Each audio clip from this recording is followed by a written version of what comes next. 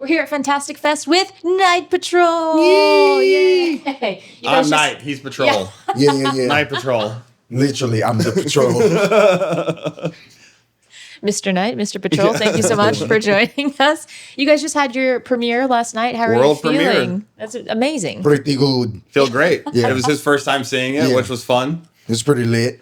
It was way better than like I expected for sure. Or hoped or could have dreamed. Yeah. Because there's some stuff I was questioning like, dang, I probably... We went out on a lot of limbs. Yeah, a lot of limbs. And some of them were thin limbs. Very, very thin. Yeah. What was the thinnest limb that you felt actually had to pay off? What were you questioning? Without giving spoilers? Without spoilers. I don't know if you have anything you can say without spoilers. I can't. Nothing. Okay. All of the spoilers are the thin limbs. I think it was thin limbs up until we locked our cast into place, which was like a day before we started shooting. Oh, so it felt like it was like, wow, we're walking into infinity. And then once we got,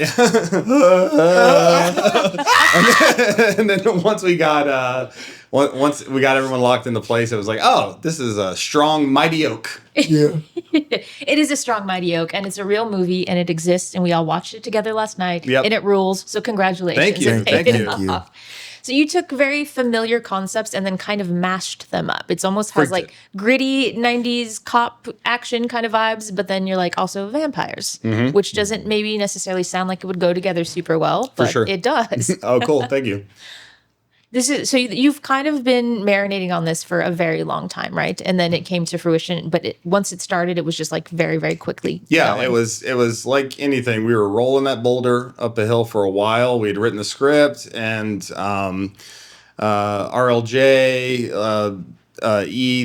they were like supporting us on the ups and downs of trying to get it cast and get it put together. It's such a, it's familiar territory, but also scary and it was hard to kind of get going. But yeah, and David Goyer and Keith Levine, their company, Phantom Ford, the producers, they like from early days believed in it and we kept pushing it out. And then, yes, once we got it cast and it was like, we couldn't catch the boulder, then it was rolling too fast. and it's still gone. We're like, I'm like, all right, it's fine. It's gone now. Something I always crave when I'm watching horror in particular is I have this desire for people to branch out into other cultures and use kind of mythology and lore and just kind of just tap into because every culture has like this kind of really great tapestry of storytelling and lore, and we usually tend to see the same things in movies. It tends to be, possession and like Christian Catholic denomination, but there's like so much other really scary shit that exists. Sure. And you guys really tapped into that. Yeah. You guys tapped into that in a really cool way and stuff that I've never seen before. And you were using like Zulu kind of lore. And I don't know how much of that is stuff that you researched, how much of that you were kind of just filling in the gaps. Do you want to talk about that a bit? Yeah, I mean, that was like a very big driving force early on was how do we, again, take what we know and have fun with the vampire lore, but then like rewrite the rules and get to reintroduce the rules. And then culturally, yeah, we were doing a lot of research in it, but it was like from a place of Ayanda's character, like what she would build as a mythology. So it was pulling from Zulu, but Afrocentrism in general, and like what she could kind of get her hands on here and piece together was kind of the approach for that. Yeah. When you first read the script, what was kind of your initial thought? And was there a moment that made you feel like I need to do this project? Well, yeah. I mean, that kind of started at the jump. You feel me? Wazzy gets a lot of fun decisions to make because he makes 17 decisions, even in the first ride up on the bicycle that we see. And the person that you think Wazzy is changes immediately on the script when you read it as an actor. And that's the fun, because once I thought I was like, I understood where I was going, totally changed my mind. It was like, oh, snap. Right. Oh, so I'm actually not this. Oh, I'm this. Oh, that's pretty awesome. So it was just the multifaceted levels of Wazzy, and the growth process also we get to take along with him on this journey. And RJ as an actor and our entire cast, like breathing life into that was so cool to watch. Of like, you know, it's there on the page or whatever, but like you guys taking it and running with it, and like really inhabiting and becoming real people in front of the camera was like so cool to watch. And like early on was like, okay, we want to figure out how to ground it and make it feel authentic and real, but like they really ran with that. And yeah, it felt like at time we were just sort of letting them play, and then you're watching like real life unfold with horrible stuff swirling around. Horrible circumstances. This is a crazy stacked cast, though, because it's a bit of an ensemble cast, because you have all of these warring groups, we'll say, and you have all these different characters within that, but they're all they each bring their own distinct flavor and style to that. And there's one particular group of gang members, and very early on we see them, everything about this world just looks like ours.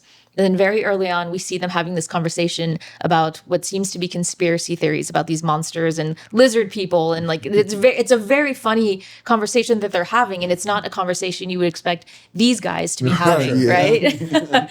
So already at that moment, you're like, what? Okay, my expectations are a little bit like I thought I knew what this was. Now I'm not really quite. Cryptozoologist blood gang. Yeah. Christian mythologist. And it's such a great moment. And then like your character is like, you guys are looking, what are you talking about? Shut the fuck up. Well, and even like in that, like we were talking early to YG, who is he plays one of the characters, and he's an EP on the movie as well, and really brought like the gang authenticity and you know, insight into all of that. But he was like, initially he was written a lot more into the conspiracy theory stuff, and as he's there, he's like, what are you talking about? And that was like the fun. We were like, oh, that's you, that's the character. Then like take that, like you're the skeptic of the group or whatever. And they naturally sort of built like Flylo's on one end of the spectrum, where he's just like, yep, I'm totally in, and I know everything I'm talking about, and it sounds crazy, but I don't care. And Freddie Gibbs is in the middle of it, just being like on both sides of the hard and weird freakily side. Flylo's character goes like on a full-on like philosophy monologues about the differes between like what counts as a vampire. It's not this. What makes it a vampire, really? And it was hilarious. It's just like, what?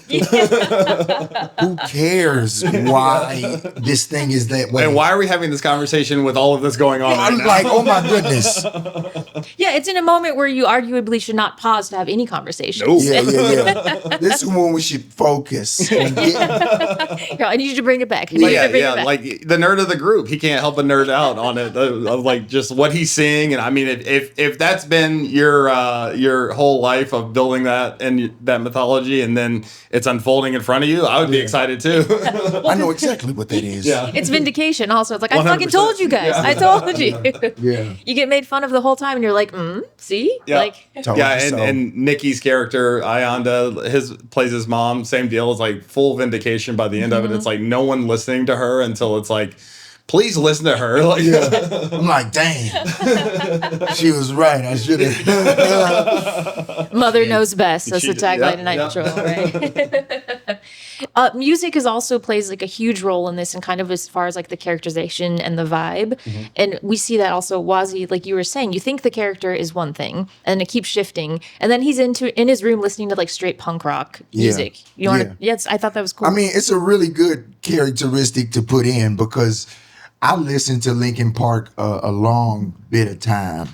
Also, other bands that would come up on like SSX Tricky 3. It's a snowboard game. You feel me? And like, I'll be like, oh yeah, I got to get that. Or like Tony Hawk Pro Skater 2. Yeah.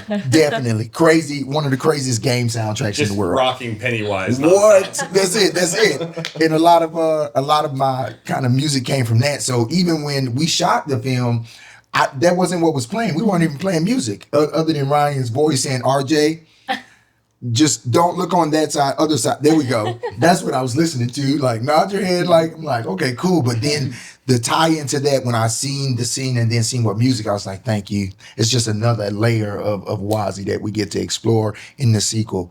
More than likely, hopefully, if Ryan wants to shoot one. Yeah, Night Patrol 2 two patrol. Yeah, two night, still two nighting, patrol. still patrolling. I don't know what we're workshopping that. No, it was like I know those, like, growing up in like punk, and I know those kids that are just like specifically like black kids that like are immediately like, what are you listening to? And they're like, they kind of it like, in my experience, they get it from all sides, you know? And that was just really important early on, was like, okay, this guy is even like, RJ's character is the outsider in a community of, you know, like marginalized outside people as well. So that was like, that was fun. And then once, you know, Josh Goldblum really helped. One of the producers is like just the plug in the punk scene. And we were able to get like awesome rad ass bands like to give us music.